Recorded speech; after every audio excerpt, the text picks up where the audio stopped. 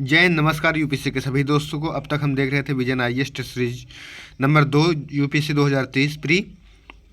अब तक हम 25 नंबर के प्रश्न देख चुके थे। लगातार हम इस प्रकार के टेस्ट सीरीज को सॉल्व कराते रहेंगे। इसी प्रकार के वीडियो को पाने के लिए चैनल को लाइक करें, शेयर करें, सब्सक्राइब करें तथा कमेंट करें जो भी कुछ आपको और चाहिए मैटर स्टडी से संबंधित। हम देखते हैं प्रश्न नंबर 26। निर्वाचन आयोग द्वारा मान्यता प्राप्त राजनीतिक दलों के संदर्भ में निम्नलिखित कथनों पर विचार कीजिए।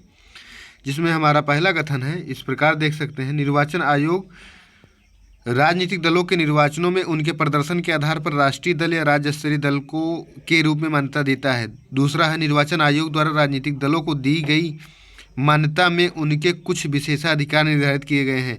इसमें हम देखते हैं कौन सा कथन सही हो जाएगा। नीचे जाते हैं, उपयुक्त कथनों में से कौन सा सही है। अब केवल एक, बी केवल दो, सी एक और दो दोनों, डी ना ही एक ना ही दो। तो इसमें हम जानते हैं कि इसमें दोनों सही हो जाएगा, क्योंकि जो किसी भी दल को राजनीतिक दल या राष्ट्रीय स्तर के दल की मान्यता दी जाती है उसको उनके सीटों के आधार पर कितने सीटों पे उनकी विजय हुई है, और साथ ही जब मान्यता दी जाती है तो उनको कुछ विशेषाधिकार भी दिए जाते हैं, स्टार प्रचारक तथा अन्य प्रचारक के रूप।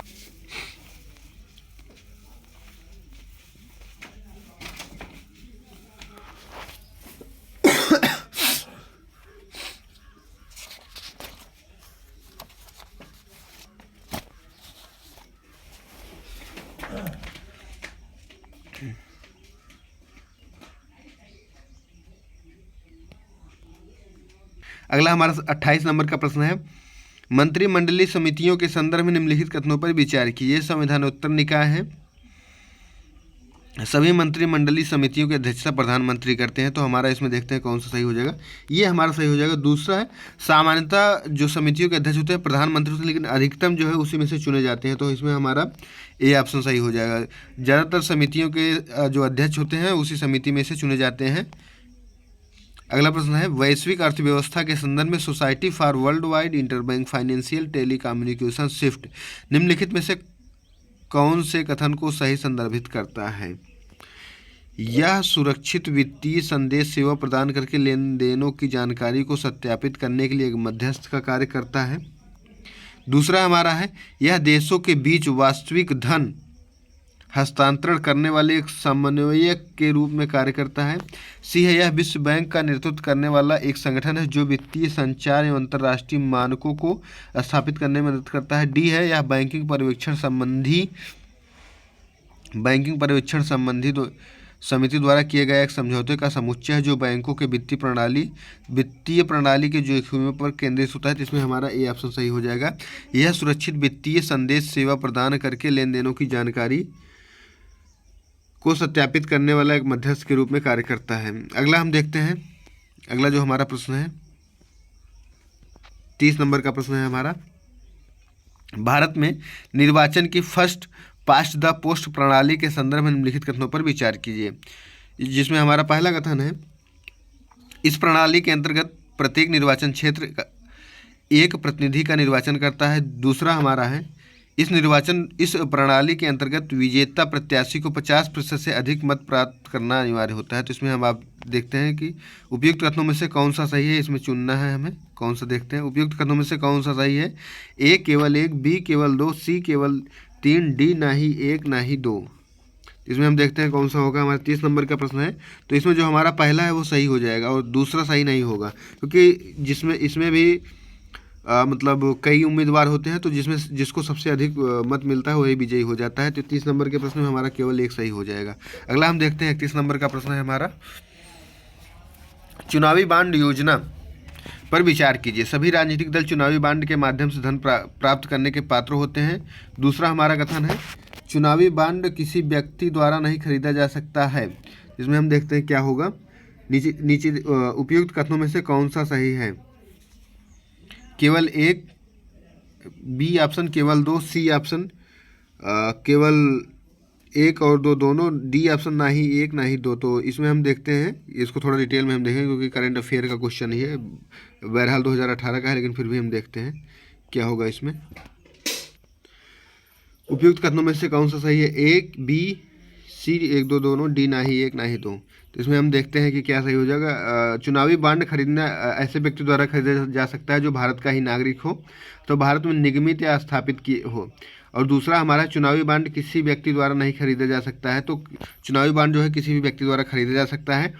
अगर हम देखें तो चुनावी बांड जो है केवल 1000, 10,000, 1 लाख, 10 लाख, 1 करोड़ के मूल्य वर्ग में ही जारी किया जाता है। तो इसमें हमारा दोनों जो है गलत हो जाएगा। तो इसमें हमारा डी ऑप्शन सही हो जाएगा, ना ही 1 ना ही 2, डी ऑप्शन सही हो जाएगा। अगला हमारा 32 नंबर का प्रश्न है, निम्नलिखित कथनों पर विचार कीजिए। एक मंत्रिपरिषद संसद की एक कार्यकारी शाखा है और यह सामूहिक रूप से संसद की ओर शासन करती है। दूसरा है, सभी मंत्रियों के लिए एक बाध्यकारी है, सभी मंत्रियों के लिए यह बाध्यकारी है कि वे ऐसी नीति का अनुसरण करें या उससे सहमत हों जिसके लिए सामूहिक उत्तरदायित्व है। उपयुक्त कथनों में से कौन सा सही है? तो हमारा 32 नंबर का प्रश्न है, इसमें हमें देखना है ए केवल 1, बी केवल 2, सी 1 2 और दोनों, डी ना ही 1 ना ही 2। तो इसमें हम देखते हैं कौन सा हमारा सही हो जाएगा। इसमें 2, 1 और 2 दोनों सही हो जाएगा। इस प्रकार से हमारा 32 नंबर के प्रश्न में सी ऑप्शन सही हो जाएगा। अगला 33 नंबर का प्रश्न है, इस्लामिक सहयोग संगठन के संदर्भ में निम्नलिखित कथनों पर विचार कीजिए। इसकी सदस्यता 4 महाद्वीपों तक विस्तारित है। हाल ही में भारत को एक पर्यवेक्षक का दर्जा दिया गया है। उपयुक्त कथनों में से कौन सा सही है? उपयुक्त कथनों में से कौन सा सही है? केवल 1, बी केवल 2, सी केवल 1 और 3, डी ना ही 1 ना ही 2। तो इसमें हमारा जो है हम देखते हैं क्या सही हो जाएगा। इसमें केवल 1 सही हो जाएगा। हाल ही में भारत इसका पर्यवेक्षक नहीं रहा है, बल्कि इसका गेस्ट ऑफ ऑनर के रूप में प्रथम उपस्थिति दर्ज की है भारत ने 2019 में। तो हमारा इसमें केवल 1 सही हो जाएगा। इस प्रकार 37 नंबर के प्रश्न में हमारा ऑप्शन ए सही हो। 34 नंबर का प्रश्न है, अंतर्राज्यीय परिषद के संदर्भ में निम्नलिखित कथनों पर विचार कीजिए। निम्नलिखित कथनों में से कौन सा ऐसे सही है? कथन 1, इसका गठन पुंछी आयोग की सिफारिशों के आधार पर किया गया था। इसका सचिवालय क्षेत्रीय परिषद के सचिवालयों के रूप में कार्य करता है। नीचे दिए गए कूट का प्रयोग कर सही उत्तर चुनिए। केवल 1, बी केवल 2, सी 1 और 2 दोनों, डी ना ही 1 ना ही 2। तो इसमें जो पुंछी आयोग की सिफारिश की गई थी वो सरकारी आयोग द्वारा की गई थी। तो इसमें हमारा ये गलत हो जाएगा। इस प्रकार से इसमें हमारा केवल 2 सही होगा, बी ऑप्शन सही हो जाएगा। तो देखते हैं केवल 2 बी ऑप्शन में है, सही हो जाएगा। 35 नंबर का प्रश्न है, धन विधेयक के संदर्भ में निम्नलिखित कथनों पर विचार कीजिए। धन विधेयक के संदर्भ में निम्नलिखित कथनों पर विचार कीजिए। कथन 1, सभी धन वित्त विधेयक होते हैं किंतु सभी वित्त विधेयक धन विधेयक नहीं होते हैं। कथन 2 है, धन विधेयक पारित करने के लिए आहूत संयुक्त बैठक की अध्यक्षता लोकसभा अध्यक्ष करता है। उपयुक्त कथनों में से कौन सा सही है? ए केवल 1, बी केवल 2, सी 1 और 2 दोनों, डी ना ही 1 ना ही 2। तो इसमें हम देखते हैं जो है पहला हमारा कथन सही हो जाएगा, ए सही हो जाएगा, दूसरा गलत हो जाएगा। इस प्रकार से 35 नंबर के प्रश्न में ए सही हो जाएगा। अगला हम देखते हैं 36 नंबर का प्रश्न है, भारत के संविधान के संदर्भ में निम्नलिखित युग्मों पर विचार कीजिए। विषय तथा सूची से मिलाना। A1 संघ सूची, बी 2 कृषि राज्य सूची, सी 3 मतलब शिक्षा समवर्ती सूची। उपयुक्त युगों में से कौन सा सही सुमेलित है? ए केवल 1 3, बी केवल 2, सी 2 और 3, डी 1 2 और 3। तो इसमें हम देखते हैं कौन सा सही हो जाएगा। इसको थोड़ा हम डिटेल में देखेंगे। ये सब हम डिटेल में देखते हैं कि किस सूची में कौन सी सूची में कौन है। तो राज्य सूची में जो है कृषि, पुलिस, कारागार, स्थानीय स्वशासन, लोक व्यवस्था, भूमि, अल्कोहल आदि विषय शामिल है। समवर्ती सूची में कृषि, भूमि से संबंधित संपत्ति का अंतरण, वन, व्यापार, संघ आदि शामिल है। अवशिष्ट या समवर्ती अवशिष्ट में जो है शामिल कुछ उसको कैंसर, साइबर जैसे मामले शामिल हैं। तो इस प्रकार से हम अगर इसमें देखते हैं तो क्या कौन सा हो जाएगा? इसमें हमारा वन जो है संघ में नहीं राज्य में आएगा, समवर्ती में आएगा। वन जो है समवर्ती में आएगा। इस प्रकार हमारा इसमें पहला गलत हो जाएगा। तो इस प्रकार से अगर हम इसमें देखें तो कौन सही होगा? पहला गलत होने के बाद 2 और 3 सही बचता है। तो इसमें हमारा सी ऑप्शन सही हो जाएगा, 2 और 3। अगला देखते हैं 37 नंबर का प्रश्न है, राज्य की विधान परिषदों के निर्वाचनों में निम्नलिखित कथनों में से कौन से निर्वाचक हो सकते हैं? ए नगर पालिकाओं के सदस्य, बी प्राथमिक विद्यालयों के शिक्षक, सी राज्य के विधायक मतलब तीसरा राज्य के विधायक, चौथा राज्य के सांसद। नीचे दिए गए कूट का प्रयोग कर सही उत्तर चुनिए। ए केवल 1 2 3, बी केवल 1 3, सी 2 3 4, डी केवल 1 2 4। तो इसमें हम देखते हैं कौन कौन सा सही हो जाएगा। जो प्राथमिक विद्यालय के शिक्षक होते हैं वो शामिल नहीं होते। हालांकि शिक्षक शामिल होते हैं लेकिन वो माध्यमिक स्तर के से कम नहीं होने चाहिए। तो हमारा जो है ये वाला प्राथमिक विद्यालय वाला गलत हो जाता है, और इसमें हमारा जो है ये भी गलत हो जाएगा। जो राज्य के सांसद होते हैं ये नहीं होते, तो इसमें हमारा केवल 1 और 3 सही हो जाएगा। इस प्रकार से इसमें हमारा बी सही हो जाएगा। 37 नंबर के प्रश्न में बी सही हो जाएगा। 38 नंबर का प्रश्न है, लोकसभा के अध्यक्ष और उपाध्यक्ष के पद रिक्त होने की स्थिति में निम्नलिखित में से कौन किसी सदस्य के कार्यवाहक अध्यक्ष के रूप में नियुक्त कर सकता है? कौन किसी सदस्य को कार्यवाहक अध्यक्ष के रूप में नियुक्त कर सकता है? तो 38 नंबर का हमारा ये प्रश्न है।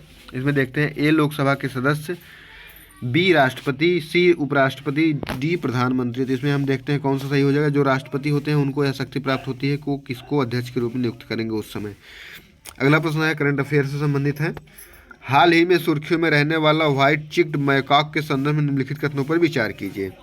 इनकी गर्दन पर लंबे और घने बाल होते हैं और अन्य मैकाक प्रजातियों की तुलना में इनकी मूंछ लंबी होती है। ये वन्य जीव संरक्षण अधिनियम वाइल्ड लाइफ प्रोटेक्शन 1972 की अनुसूची 1 के तहत सूचीबद्ध होते हैं। उपयुक्त कथनों में से कौन सा या से सही है? तो हमारा इसमें देखते हैं कौन सा है। ए केवल 1, बी केवल 2, सी 1 और 2 दोनों, डी ना ही 1 ना ही 2। तो इसमें हमारा केवल 1 सही हो जाएगा और दूसरा गलत हो जाएगा क्योंकि अभी तक ये शामिल नहीं किया गया। तो इसमें हमारा केवल 39 नंबर के प्रश्न केवल 1 सही हो जाएगा और ये हमारा गलत हो जाएगा, इसमें शामिल नहीं किया गया। तो इस प्रकार से इसमें हमारा ए ऑप्शन सही हो जाएगा। अगला हम देखते हैं प्रश्न नंबर 40। विभिन्न राज्य स्तरीय निर्वाचन कार्यालयों के संदर्भ में निम्नलिखित कथनों पर विचार कीजिए। 1, राज्य स्तर पर मुख्य निर्वाचन अधिकारी की नियुक्ति राज्यपाल द्वारा की जाती है। दूसरा, जिला स्तर पर निर्वाचन अधिकारी रिटर्निंग ऑफिसर को जिला अधिकारी द्वारा निर्देशित किया जाता है। उपयुक्त कथनों में से कौन सा सही नहीं है? उपयुक्त कथनों में से कौन सा सही नहीं है? ए केवल 1, बी केवल 2, सी 1 और 2 दोनों, डी ना ही 1 ना ही 2। तो इसमें हमारा दोनों जो है दोनों सही नहीं है। तो इस प्रकार इसमें हमारा सी ऑप्शन सही हो जाएगा। 41 नंबर का प्रश्न है, नगर निगमों के संदर्भ में निम्नलिखित कथनों पर विचार कीजिए। कथन 1, राज्यों में इनकी स्थापना संबंधित राज्य विधानमंडलों के एक अधिनियम द्वारा की जाती है। दूसरा है, महापौर निगम का मुख्य कार्यकारी अधिकारी होता है। उपयुक्त कथनों में से कौन सा या से सही है? नीचे देखते हैं कथन ए केवल 1, बी केवल 2, सी 1 और 2 दोनों, डी होगा ना ही 1 ना ही 2। तो इसमें हम देखते हैं कौन सा सही होगा। इसमें जो है हमारा 41 नंबर का प्रश्न है, इसमें केवल 1 सही हो जाएगा। इस प्रकार से केवल ए सही होगा। अगला है 42 नंबर का प्रश्न है, प्रमुख गैर नाटो सहयोगी दर्जे के संदर्भ में निम्नलिखित कथनों पर विचार कीजिए। कथन 1 है, यह यूरोपीय संघ द्वारा प्रदान किया गया एक पदनाम है। कथन 2 है, यह निर्दिष्ट देश के लिए सैन्य तथा आर्थिक विशेषाधिकार प्रदान करता है और साथ ही सुरक्षा प्रतिबद्धताओं को शामिल करता है। तो इसमें हम देखते हैं निम्न में कौन सही नहीं है। तो इसमें हमारा दोनों ऑप्शन गलत हो जाता है, ये भी गलत है, ये भी गलत है। अगर हम इसको थोड़ा डिटेल में देखें तो हाल ही में संयुक्त राज्य अमेरिका ने कतर में एक प्रमुख गैर नाटो सहयोगी के रूप में नामित करने का निर्णय लिया है। और यद्यपि दर्जा निर्दिष्ट देशों के सैन्य और आर्थिक विशेषाधिकार प्रदान करता है, लेकिन इसमें कोई सुरक्षा प्रतिबद्धता शामिल नहीं। तो इस प्रकार इसमें दोनों गलत हो जाता है। इसमें हमारा डी ऑप्शन सही हो जाएगा। अगला 43 नंबर का प्रश्न है, निजी सदस्य विधेयक के संदर्भ में निम्नलिखित कथनों पर विचार कीजिए। संसद के ऐसे किसी भी सदस्य द्वारा पुनः स्थापित किया गया विधेयक है जो मंत्री नहीं है। इसका प्रारूप विधि विभाग के परामर्श से संबंधित विभाग द्वारा तैयार किया जाता है। उपयुक्त कथनों में से कौन सा या से सही है? ए केवल 1, बी केवल 2, सी 1 2 दोनों, डी ना ही 1 ना ही 2। तो इसमें हम देखते हैं कि क्या सही हो जाएगा। इसमें हमारा कथन 1 केवल 1 सही होगा। इस प्रकार से ए ऑप्शन सही हो जाएगा। अगला प्रश्न है 44 नंबर का प्रश्न है, निम्नलिखित कथनों पर विचार कीजिए। एक, किसी भी सदस्य को राज्यसभा के लिए कितनी भी बार नाम निर्देशित किया जा सकता है। कथन 2 है, राज्यसभा का सामान्य कार्यकाल एक बार में 6 वर्ष होता है। उपयुक्त कथनों में से कौन सा या से सही है? तो आप जानते हैं कि पहला इसमें गलत हो जाएगा।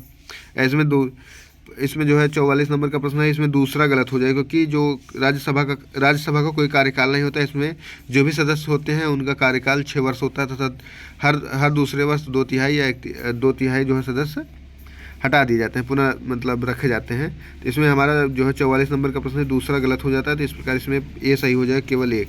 अगला प्रश्न है 45 नंबर का प्रश्न है, भारतीय न्यायपालिका के संदर्भ में निम्नलिखित कथनों पर विचार कीजिए। ए, उच्चतम न्यायालय के न्यायाधीश। उच्चतम न्यायालय के न्यायाधीश के लिए शपथ और प्रतिज्ञान का वर्णन भारतीय संविधान की दूसरी अनुसूची के अंतर्गत किया गया है। कथन 2 है, भारत के उच्चतम न्यायालय के किसी भी सेवानिवृत्त न्यायाधीश को भारत के राष्ट्रपति की पूर्व सहमति से भारत के मुख्य न्यायाधीश द्वारा उच्चतम न्यायालय के न्यायाधीश के रूप में बैठने तथा कार्य करने के लिए वापस बुलाया जा सकता है। उपयुक्त कथनों में से कौन सा सही है? नीचे दिए कूट का प्रयोग कर सही उत्तर चुनिए। इसमें हम देखते हैं कौन सा सही हो जाएगा। उपयुक्त कथनों में से कौन सा? ए केवल एक, बी केवल दो, सी एक और दो दोनों, डी ना ही एक ना ही दो। तो इसमें हमारा दूसरा कथन सही हो जाएगा। भारत के उच्चतम न्यायालय के किसी भी सेवानिवृत्त न्यायाधीश को भारत के राष्ट्रपति पूर्व सहमति से भारत के मुख्य न्यायाधीश द्वारा उच्चतम न्यायालय के न्यायाधीश के रूप में बैठने और कार्य करने के लिए वापस बुलाया जा सकता है, या अधिकतर इमरजेंसी या अधिक कार्यभार होने की स्थिति में किया जाता है। तो इसमें केवल हमारा 2 सही हो जाएगा। इस प्रकार इसमें हमारा बी ऑप्शन सही हो जाएगा। अगला प्रश्न है 48 नंबर का, श्रीमान XYZ उच्चतम न्यायालय का न्यायाधीश बनना चाहते हैं। उच्चतम न्यायालय का न्यायाधीश बनने की न्यूनतम अर्हता क्या है? तो इसमें हम देख सकते हैं कि आपको पहले भी बता चुके हैं कि जो उच्चतम न्यायालय के न्यायाधीश बनने की न्यूनतम कोई भी उम्र नहीं होती, जिस प्रकार हमारा 46 में डी सही हो जाएगा। अगला प्रश्न है, इस्माइल योजना के संदर्भ में निम्नलिखित कथनों पर विचार कीजिए। इस्माइल योजना के संदर्भ में निम्नलिखित कथनों पर विचार कीजिए। कथन 1, इस्माइल योजना वंचित व्यक्तियों के पुनर्वास के लिए है। कथन 2 है, यह आवास सुविधाएं और कौशल विकास प्रदान करती है। इसमें जिलाधिकारी के अधीन ट्रांसजेंडर सुरक्षा प्रकोष्ठ का प्रावधान है। इसमें हम देखते हैं उपयुक्त कथनों में से कौन सा सही है। ए केवल 1 और 2, बी केवल 3, सी 1, 2 और 3, डी केवल 2 और 3। तो इसमें हम देखते हैं कि ये जो है इस्माइल योजना, ये हाल ही में सामाजिक न्याय और अधिकारिता मंत्रालय द्वारा केंद्रीय क्षेत्र की योजना है, जो आजीविका उद्यम के लिए वंचित व्यक्तियों की सहायता के लिए आरंभ की गई है। इसमें हमारा कथन 1 सही हो जाएगा। कथन 1 और 2 सही हो जाएगा। कथन 3 गलत हो जाएगा, ट्रांसजेंडर से संबंधित नहीं है। तो इसमें 1 और 2 दोनों सही है। इस प्रकार इसमें ए ऑप्शन सही हो जाएगा। अगला 48 नंबर का प्रश्न है, PM cares for children scheme के संदर्भ में निम्नलिखित कथनों पर विचार कीजिए। ए, इसे उन बच्चों के पुनर्वास और शिक्षा को सुनिश्चित करने हेतु गैप फंडिंग के लिए शुरू किया गया जिन्होंने कोविड-19 महामारी के कारण अपने माता पिता को खो दिया है। दूसरा कथन इसमें इस प्रकार है, इसमें 18 वर्ष की आयु, मासिक वजीफा और 23 वर्ष की आयु होने पर एक मुश्त 10 लाख रुपए प्रदान किए जाएंगे। नीचे दिए गए कोड का प्रयोग कर सही उत्तर चुनिए। या उपयुक्त कथनों में से कौन सा सही है? ए केवल 1, बी केवल 2, सी केवल 1 और 2 दोनों, डी ना ही 1 ना ही 2। तो 48 नंबर का जो हमारा प्रश्न है, इसमें हम देखते हैं कि जो है कोरोना काल के बाद ये योजना शुरू की गई है, जिसमें हमारा कथन 1 और कथन 2 दोनों सही हो जाएगा। इस प्रकार हमारा 48 नंबर के प्रश्न में सी ऑप्शन सही हो जाएगा। अगला देखते हैं 49 नंबर का प्रश्न है, निम्न में से किस मामले में उच्चतम न्यायालय का आरंभिक या मूल क्षेत्राधिकार है? 49 नंबर का प्रश्न है, अंतर्राज्यीय जल विवाद।